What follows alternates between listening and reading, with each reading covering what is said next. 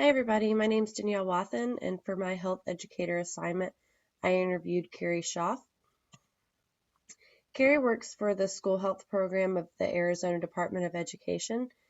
Her title there is officially a Physical Education, Nutrition, and Tobacco Prevention Specialist, but she is also a Health Educator, and you'll see a little bit further into the presentation one of her current projects. So at work, Carrie is mostly involved with nutrition programs, health programs, reduced lunch, and free lunch programs.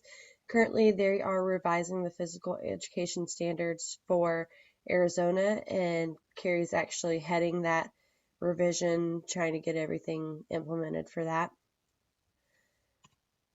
So the physical education standards are actually from 2009. They were supposed to be implemented in 2010 to 2011, replacing the 1997 physical education standards.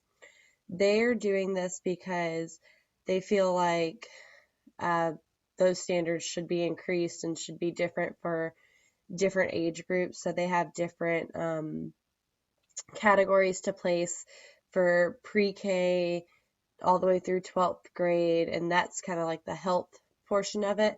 And then they have the physical portion, which is only kindergarten through 12th grade.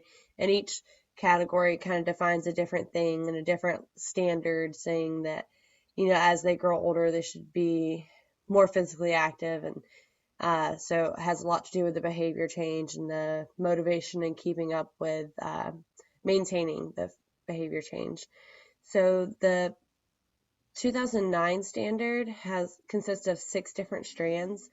The first strand is to demonstrate not an understanding, but the ability and motor skill and the movement patterns in order to perform those activities.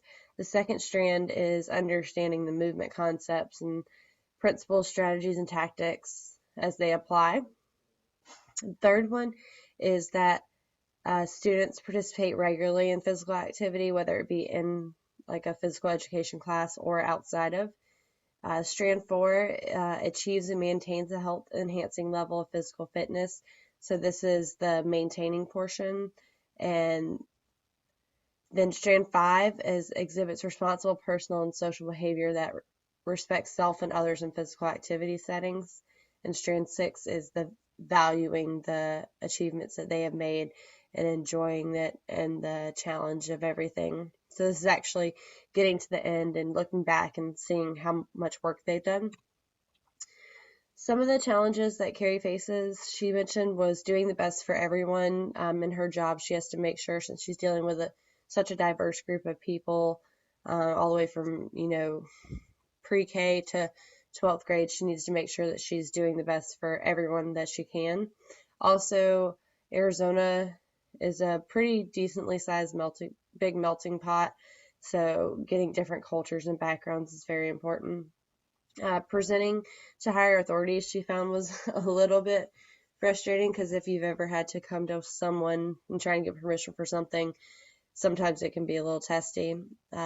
She also said that from others receiving inaccurate information and her having to kind of correct that is sometimes a struggle. And then actually motivating behavior change in other people is a struggle. I put ambiguity of a job title because as a health educator, to find a health educator, I found it to be really difficult. So I feel like maybe a broader enhancement of that is probably a challenge for many of them. So some theories and models that Carrie has used in the past is the social learning theory, trans-theoretical, information motivation, behavioral skill model.